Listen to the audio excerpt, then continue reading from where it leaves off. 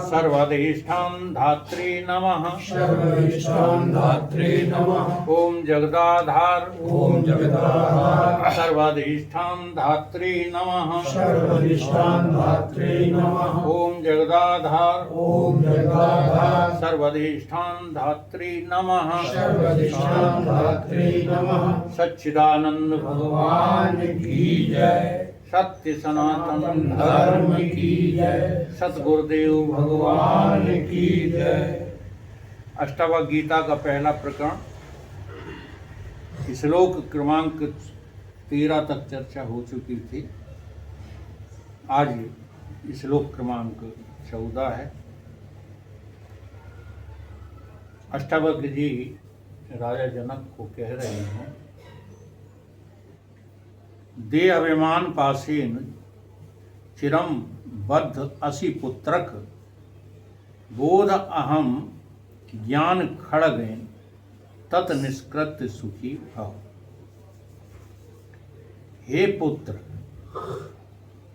देह के अभिमानी रूपी पास से बहुत काल से तू बंधा हुआ है। मैं बोध रूप हूं, इस तरह सोचकर ज्ञान रूपी तलवार से उस पास को यानी उस रस्सी को तू काट करके हमेशा के लिए सुखी हो जा। ये अष्टावक्र जी जो है जनक जी से कह रहे हैं। सबसे पहले उन्होंने जो शब्द इस श्लोक में उपयोग किया है पुत्र। सन्यासियों के कोई पुत्र नहीं होते हैं, ठीक है। ये शब्द यहाँ पर बहुत गहराई लिए हुए है। जब हमारा आपसे बहुत गहरा संबंध जुड़ जाता है तब हम ऐसे शब्दों का संबोधन करना शुरू कर देते हैं जो सांसारिक संबंधों में सर्वश्रेष्ठ माने जाते हैं। गीता में, श्रीमद् भगवत गीता में आप देखिएगा, अर्जुन को जो है भगवान कृष्ण ने ऐसे ऐसे शब्दों से संबोधित किया है जो बहुत ही कोई सुहृदय होता है उसके लिए किए जाते हैं। तो यहाँ पर अष्टावक्र जी राजा जनक को बिल्कुल अपने स्वाधीन देख रहे हैं। सतगुरु से कोई शिष्य छिप नहीं सकता, इसलिए सब सर्वप्रथम उपदेश जो होते हैं वो इसी तरह के होते हैं कि तुम्हारे अंतःकरण पर चोटें दी जाए। जब तक अंतःकरण जो है शुद्ध नहीं होता तब तक शिष्यत्व स्वीकार नहीं होता। तो यहाँ पर जो पुत्र शब्द है, हे पुत्र, ये बहुत मार्मिक है। ये नहीं समझना कि जो है राजा जनक अष्टावक्र जी के लड़के थे, उनके जाए हुए थे। ये इस अर्थ में पुत्र नहीं कहा गया, बल्कि जो है परमात्मिक, परमार्थिक और परमात्मिक अर्थ में पुत्र कहा जाता है। ये जीव जो है वो परमात्मा का कौन है? पुत्र है। जीव कहाँ से उपजा है? जीव की उत्पत्ति कहाँ से है? परमात्मा से। अगर परमात्मा नहीं होता तो जीव कहाँ से आ जाता? तो ये बहुत गहराई का संबंध है। अब कह रहे हैं कि हे पुत्र, तू इस देह अभिमानी रूपी पास में, जैसे भगवान राम को नाग पास में बांध दिया गया था, वही वाली पास। तो कब से, कई चिरकाल से ये जीव जो है कोई आज का नहीं बंधा हुआ है। हाँ, इस देह अभिमानी रूपी पास में चिरकाल से बंधा हुआ है। तो देखो कितना कठिन है देह अभिमान को छोड़ना,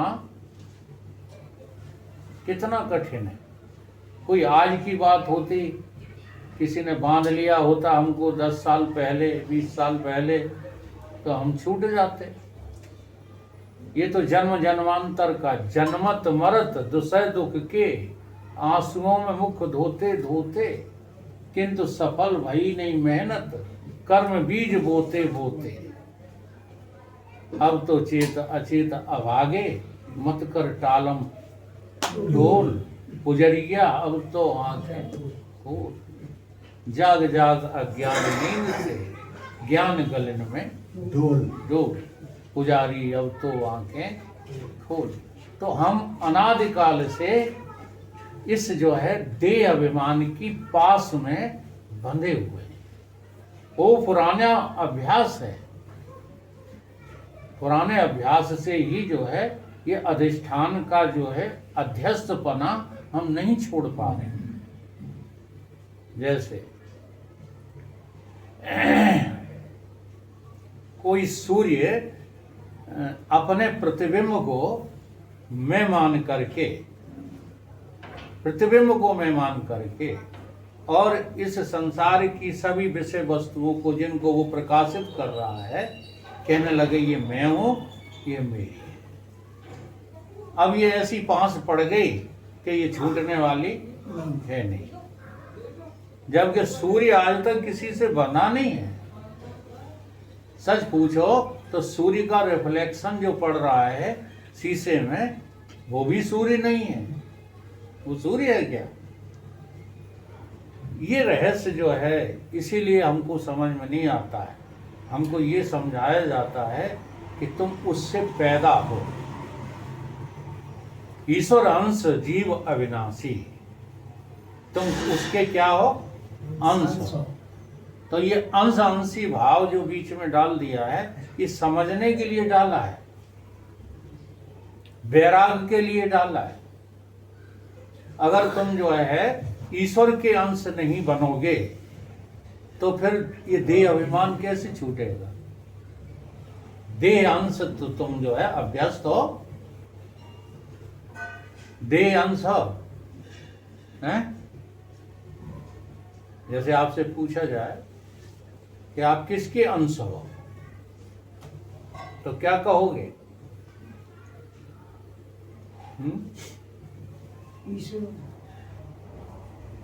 नहीं कह पाते हो। ठाकुर अंश हो, ब्राह्मण अंश हो, सही बात नहीं। हाँ, कुशवाहा अंश हो, चाहे जितना अभ्यास करना, यही तुम्हारी जो है अंश अंशीपना छूटेगा। तो ये छुड़ाने के लिए, देह अंश छुड़ाने के लिए तुमको ईश्वर अंश बता दिया गया। ईश्वर अंश बताने का अभिप्राय ये है कि तुम अपने को देह मानना छोड़ दो। नहीं, सच्ची बात तो ये है, ना तुम अंशी हो ना अंश हो। ये अंश अंशी भाव भी मिथ्या है, सत्य थोड़ा ही है।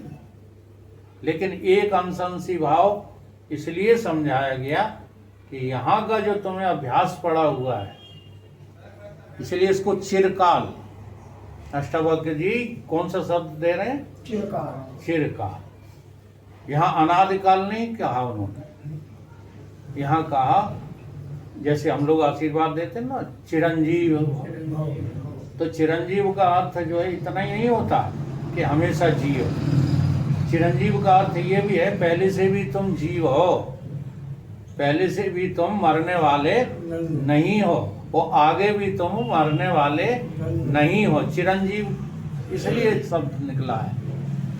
लेकिन आशीर्वाद देते समय लोग यही समझते हैं कि आयु की वृद्धि के लिए ये शब्द बोला जा रहा है, ऐसे ही तो समझते हैं, जबकि ऐसा नहीं है। चिरंजीव का अर्थ होता है सदा शाश्वत, शाश्वत सदा।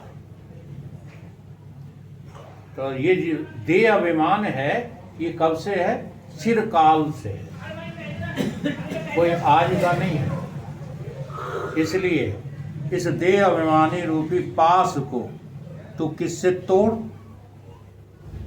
अहम बोध स्वरूपम, मैं कौन हूं? मैं ज्ञान स्वरूप हूं, मैं इंद्रिय स्वरूप नहीं हूं। मैं अंतःकरण स्वरूप नहीं हूं, मैं देह स्वरूप नहीं हूं, मैं बोध स्वरूप हूं। बोध का तात्पर्य होता है ज्ञान। ज्ञान अखंड एक सीतावन, मायावश जीव सचराचर। तुम जीव नहीं हो, तुम ज्ञान हो।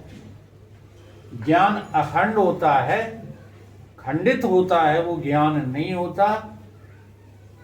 वो तो तथाकथित जो है इंद्रिय जन्य और बुद्धिजन्य ज्ञान होता है जो खंडित हो जाए।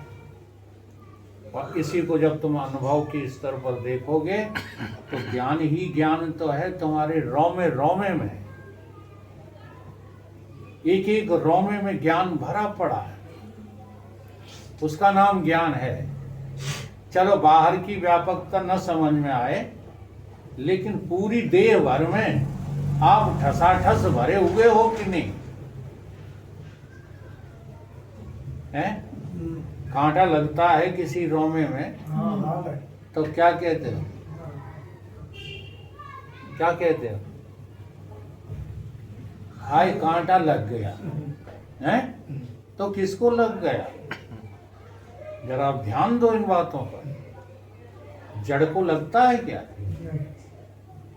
जड़ को जड़ लगता हो यदि तो इस प्लेट को गिलास लगना चाहिए। सोचने का ढंग बदलो। हाँ, यहाँ पर कल्पना करो, गिलास जड़ है, प्लेट जड़ है, तो प्लेट को गिलास का भार लग रहा है?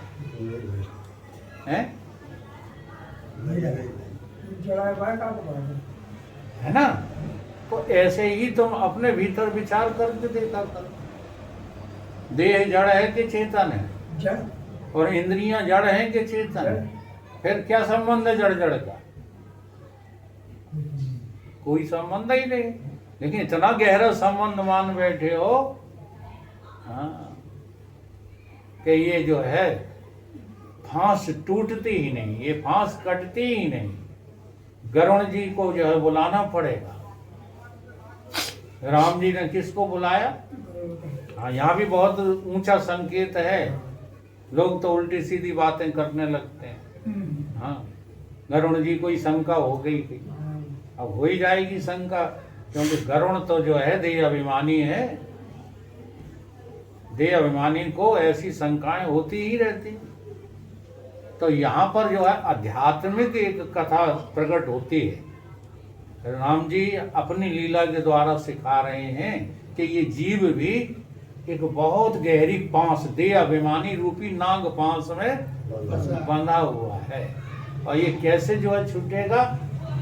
ये गरुण रूपी जो है गुरुदेव के द्वारा ही छूटेगा, और किसी की ताकत नहीं है जो इस नाग पांस से छुड़ा सके। तो यहाँ भी अष्टावक्र यही कह रहे हैं कि जो चिरकाल से ये जीव इस फांस में बंधा हुआ, देह अभिमानी रूपी फांस में बंधा हुआ है, इसको बोध स्वरूप, ज्ञान स्वरूप, आत्म स्वरूप के द्वारा ही ये एक तलवार हो जाएगी, खड़ग हो जाएगी। इस ज्ञान की खड़ग के द्वारा जो है इसको काटो, और इसको काटने के बाद क्या हो जाओ तुम? हमेशा के लिए जो है सुख स्वरूप हो जाओ।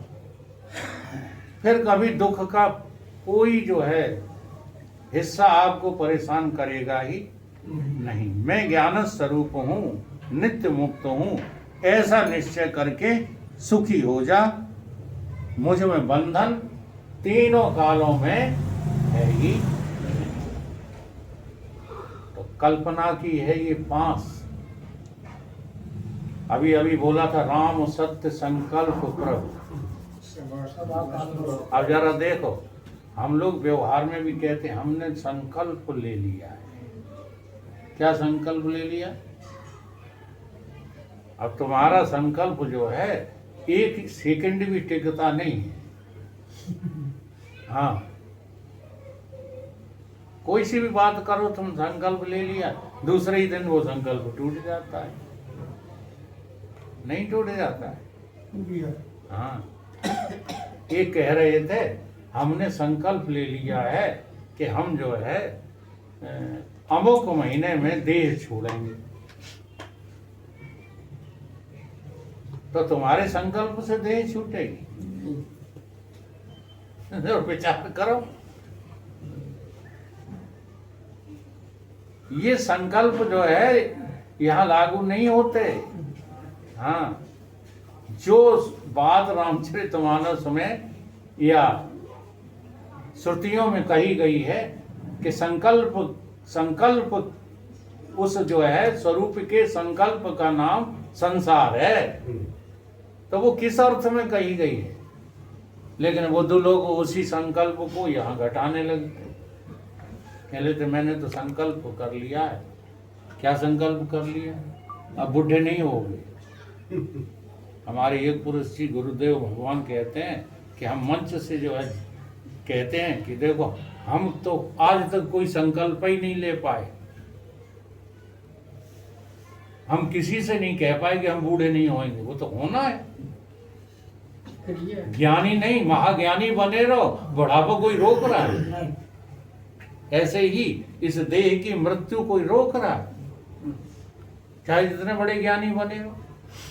अब कोई ज्ञानी मरता नहीं है, तुमने केवल सुन रखा है।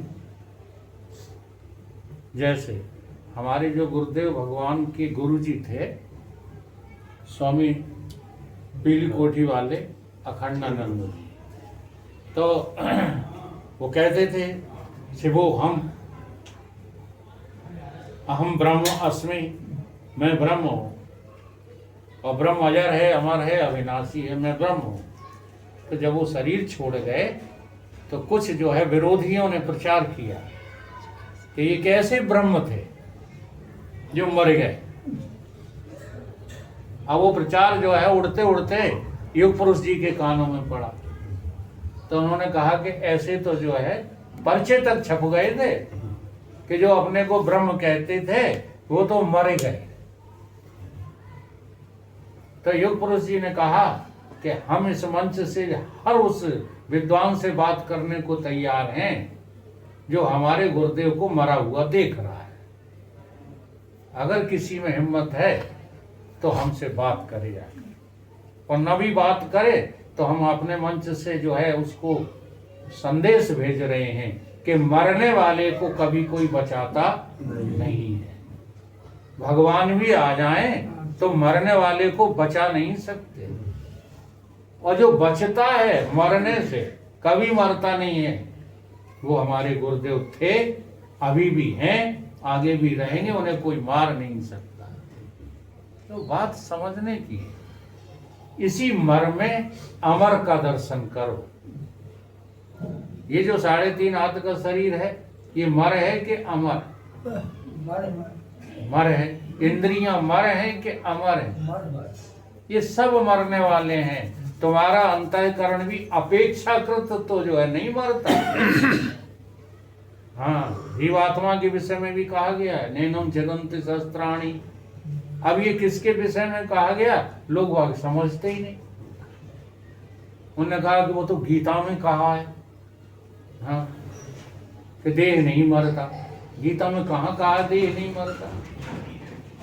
लेकिन तुम अर्थ का अनर्थ लगाए जो है बैठे रहते हो। तुम ब्रह्म हो, इसका अर्थ क्या है? देह सहित ब्रह्म हो, हैं? मन सहित ब्रह्म हो, अहंकार सहित ब्रह्म हो, बुद्धि के सहित ब्रह्म हो, प्राणों के सहित ब्रह्म हो। तुम ब्रह्म का अर्थ ये नहीं होता है। ब्रह्म का अर्थ ये होता है कि जो कुछ है ये तुम्हें बाहर दिख रहा है, ये सब कुछ वो तब है जब इन सब का निषेध करके और बाद स्वरूप उसको दिख जाए, तब कह सकते हो। जैसे एक बिजली करंट को लट्टू से हटा, तो लट्टू से जैसे ही आपने हटाया तो होल्डर में तो अभी भी है। अब होल्डर से हटा लो तो तारों में तो अभी भी है। अब तारों से भी हटा लो तो बिजली घर में तो अभी भी है। इस करंट का कभी नाश नहीं होता। अब ये करंट जब अपने को देख ले कि मैं विद्युत हूं, मैं लट्टू नहीं हूं, मैं तार नहीं हूं, मैं होल्डर नहीं, ये मैं कुछ भी नहीं, देख लिया। अब देखने के बाद फिर वो करंट चला तो वहीं पहुंचा। तो अब बताओ, वो लट्टू, वो तार सब करंट से युक्त है कि नहीं है? तो बस ऐसे ही समस्त संसार हमारा ही नाम और रूप है। और नाम रूप बात करके देखो तो स्वरूप मैं ही हूं, ब्रह्म मैं ही हूं, मेरे अलावा और कोई। तो कि ऐसे बोधस स्वरूप तलवार के द्वारा हम इस देह अभिमानी रूपी नागपाश को काट करके हमेशा के लिए सुखी हो सकते हैं। यही इस श्लोक में जो है उनको जनक जी को उपदेश है कि तू सारे बंधनों से मुक्त होकर के हमेशा के लिए इस पास को काट के और मुक्त हो जा। बोलिए गुरुदेव।